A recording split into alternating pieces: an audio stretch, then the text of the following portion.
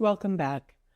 Most of us grew up watching movies where robbery involved the physical presence of the thief and the use of force. Guns pointed at the victims' heads, threats, someone tied to a chair, terrified they might not make it out alive, or sometimes the quieter version, a house emptied while the owners were away. The damage only discovered after the fact. Those images trained us to believe that theft looks a certain way. But even theft evolves. Today, the most effective robber doesn't need to use violence or plan a break-in.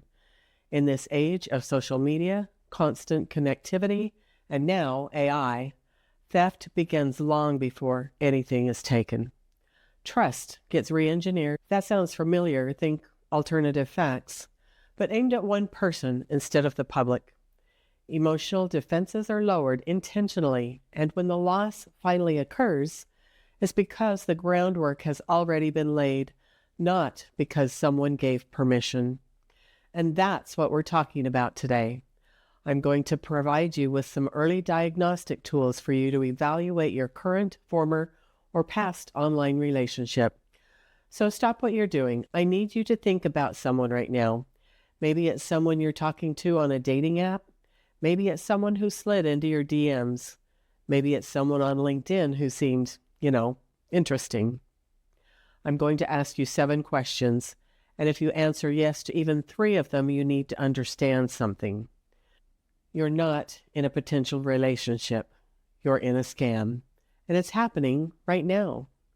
This episode isn't theory, it's a test, and by the end, you'll know exactly where you stand. Question number 1, the stranger. Did this person contact you first? Someone you'd never met, never messaged, never interacted with before? If the answer is yes, keep listening. If the answer is no, if you reached out to them first, I still want you to keep listening because the next questions matter even more. For me, I got contacted by my scammer on LinkedIn. Pedro messaged me and wanted to connect. Attractive profile, looked professional, and I thought, well, it's LinkedIn. It's not like it's a dating site. This must be legitimate networking. That was mistake number 1, because here's what I didn't know then. Scammers hunt for prey. Actually, LinkedIn is a great hunting ground for scammers because they can find men and women with good-paying jobs and may look for those they think have a high probability for good retirement plans. So they target and they cast a wide net, hundreds of messages a day, looking for someone who will respond. If a stranger initiates contact, you're not special, you're a lead. And here's what to do. Think critically. Ask yourself, why me? Why would this person in another state or even country reach out to me specifically? If you can't answer that question with a logical reason, you're already in danger.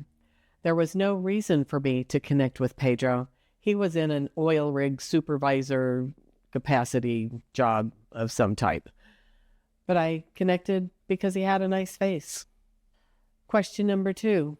Let's say you engage in conversation with this person. Did they tell you they're widowed, divorced, recently lost somebody they love? Do they have a child who lives elsewhere? Pedro told me he was originally from Spain.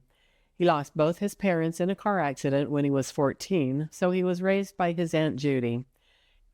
He moved to San Diego 20 years ago and lost his wife to cancer 5 years prior. He had a young son at boarding school in Texas.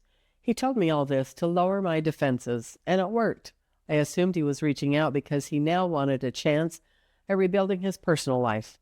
I didn't realize I was listening to a script.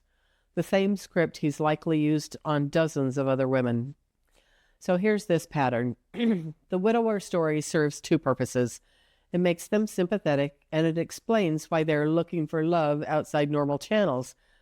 They're not creepy, they're grieving. They're not desperate, they're healing. And you want to be the person who helps them. So if somebody shares a tragic backstory within the first few conversations, it's not intimacy. That's manipulation. Real people don't trauma dump on strangers. You have no obligation to engage or try to make this person feel better. Question 3. Did they ask you to move the conversation to WhatsApp, Google Chat, Telegram, or text messages within the first week? For me, I actually offered to move to phone texting. I didn't like the thought of constantly being on LinkedIn and wanted to make it easier for us to talk. I didn't realize I was doing exactly what he wanted me to do. Once we were off LinkedIn, there was no oversight, no monitoring, no safety features, just him and me. Dating apps and social platforms had fraud detection. They monitor for scam language. They can ban accounts. Scammers know this. Scammers prefer text messaging because it allows for frequent contact.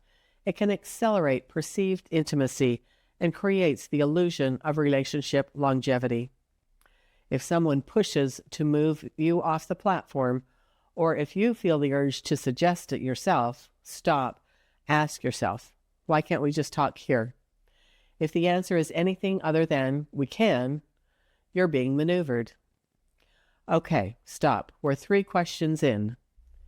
If you've answered yes to all 3, I need you to hear this. You are being set up to be scammed. Not probably, not maybe. You are. I know what you're thinking, but he's different. But she's real. And we've talked for weeks. I thought the same thing, and I was dead wrong.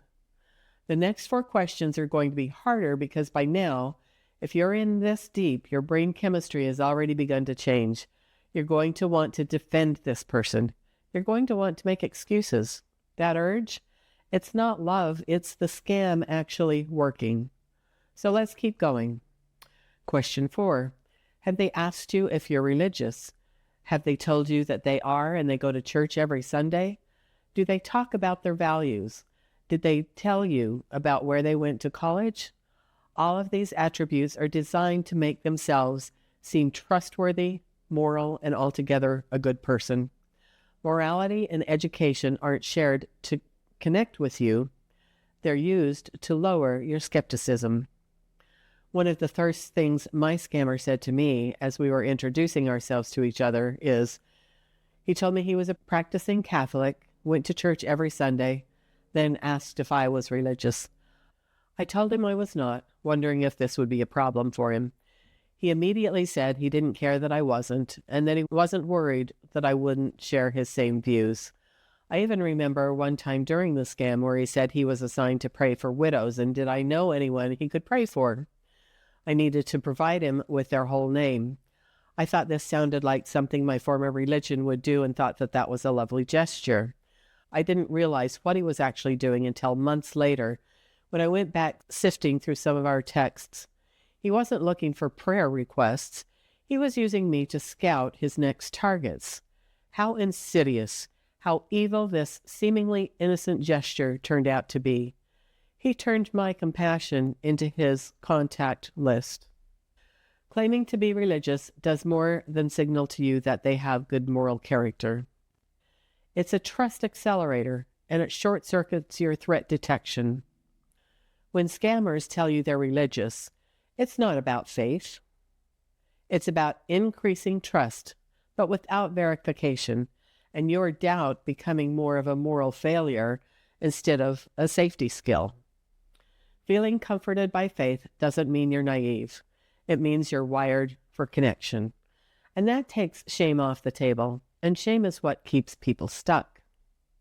If shared faith makes you feel safe, pause.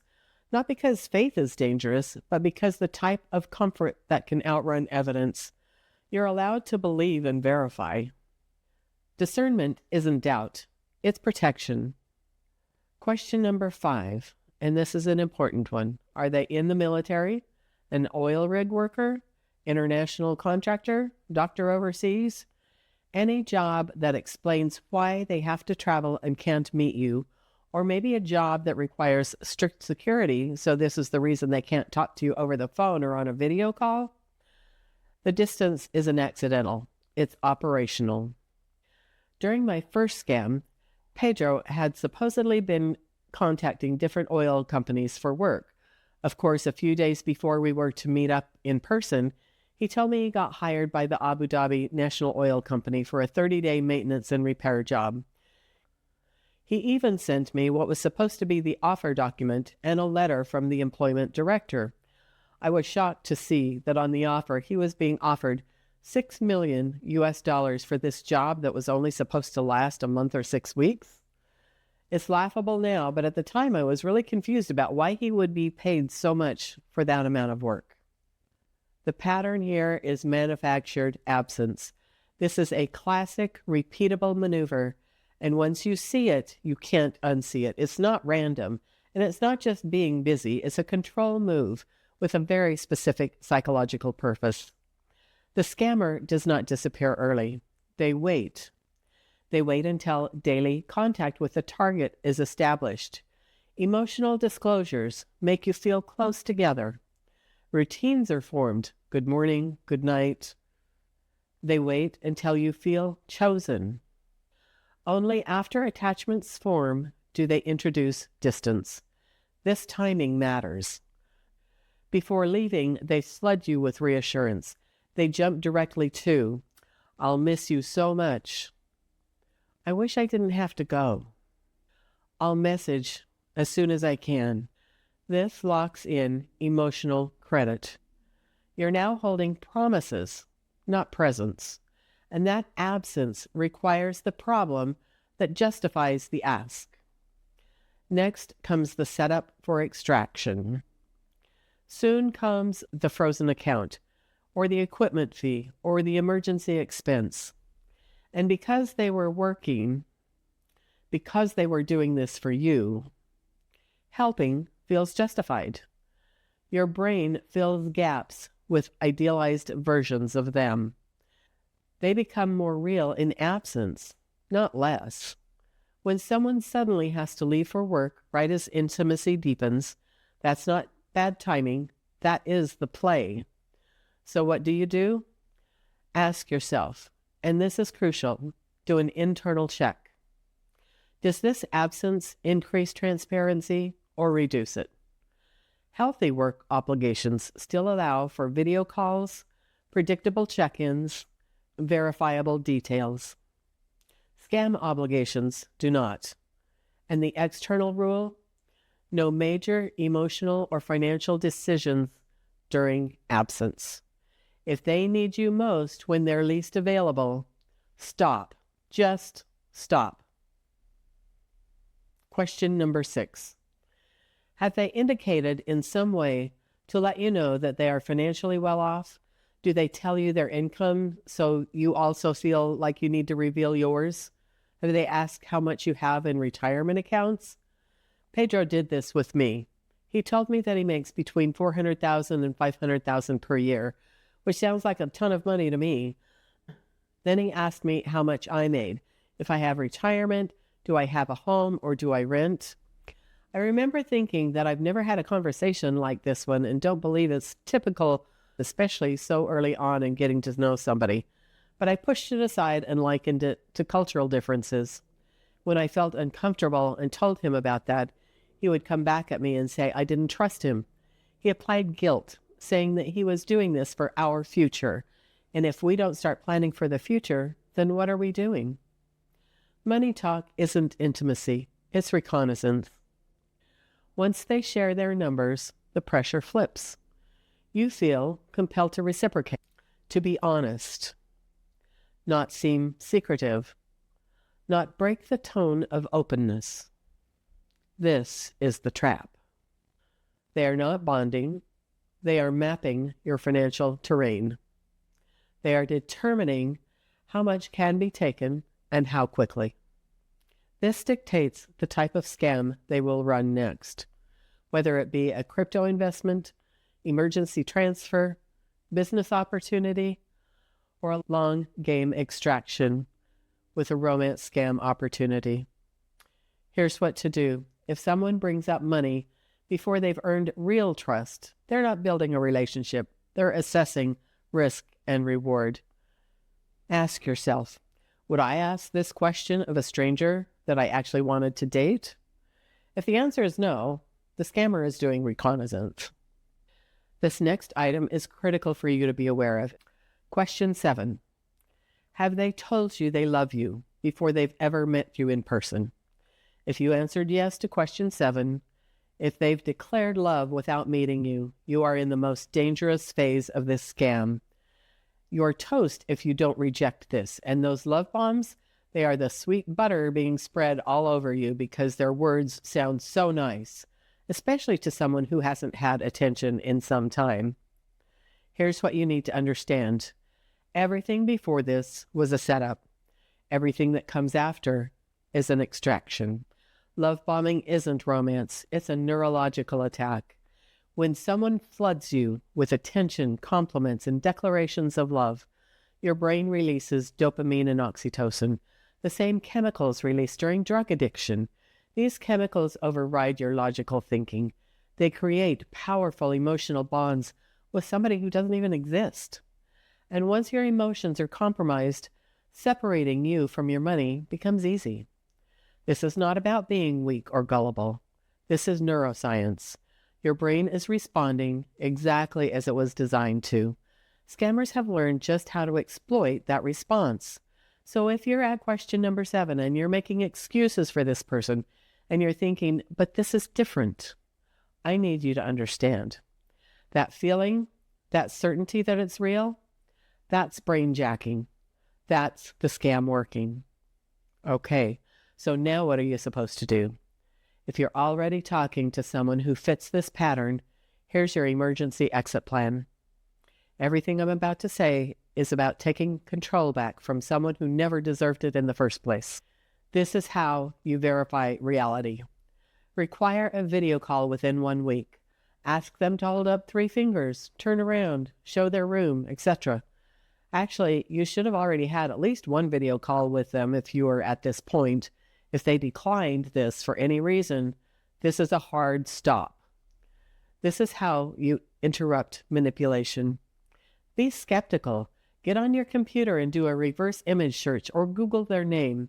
Use Google Images or TinEye.